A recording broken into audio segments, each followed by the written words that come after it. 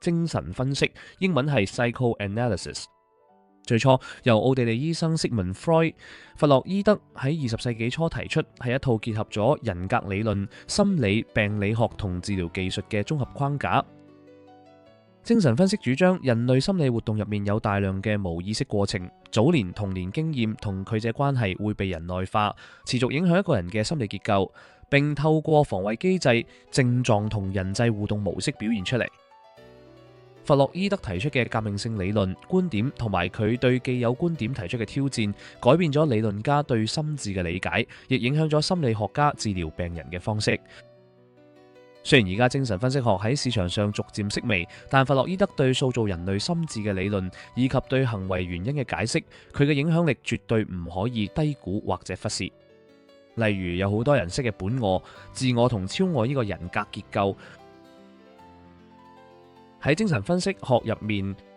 弗洛伊德嘅學說係佢嘅基石，所以呢個 channel 雖然主要講嘅係拉康派精神分析嘅理論，但都無可避免會觸及弗洛伊德嘅領域。拉康嘅理論喺一般人眼中好難明，原因在於佢本人唔想精神分析淪為啲人人都識嘅常識。我哋只能夠透過自己嘅經驗同知識體系去盡量理解佢嘅理論。當然，如果深入了解嘅話，就會明白拉康式語句只係表面睇落艱澀，實際嘅意義並唔難明白。講到佢本人嘅理論對臨床嘅貢獻，其實仲不如人文科學咁大。喺而家嘅西方世界，唔同領域嘅學者都投入拉康研究，尤其係斯拉沃熱、齊澤克。如果要講係邊個帶領住一股用拉康理論去分析社會現象同意識形態嘅風潮，齊澤克絕對係不二之選。齊澤克係盧布爾雅那大學哲學系教授，係當今世界最有影響力嘅哲學家同精神分析學家之一。佢將拉康精神分析理論、馬克思主義哲學、主體性、意識形態、大眾文化混合埋一齊，形成獨特嘅學術思想同政治立場。講完咩係精神分析，我會說明點解想介紹精神分析嘅思想。我主要用嘅語言係廣東話，所以絕大部分觀眾都係香港人，而喺香港可以話根本冇可以孕育精神分析嘅土壤，亦冇太多人對呢樣嘢有興趣。講到我對精神分析嘅堅持，係因為佢嘅特殊性。雖然有人將佢當作心理學嘅分支，但佢並唔完全係咁。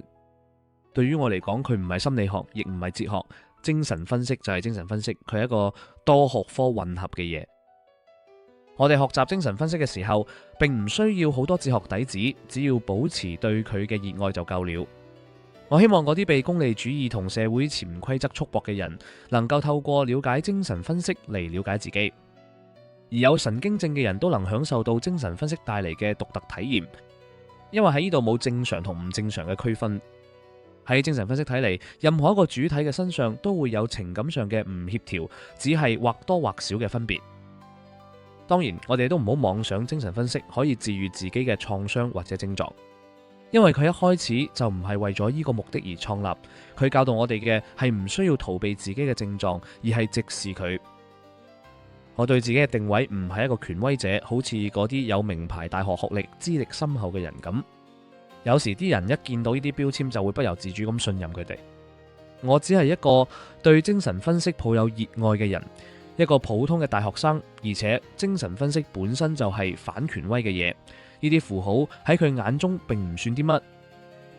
如果要學好某啲你哋有興趣嘅理論，唔止係精神分析，甚至係哲學、數學等等，最重要嘅係要抱有懷疑同埋中意思考，咁就已經夠了。最後，希望對精神分析有興趣嘅朋友可以享受呢個 channel 帶嚟嘅啟發性同樂趣。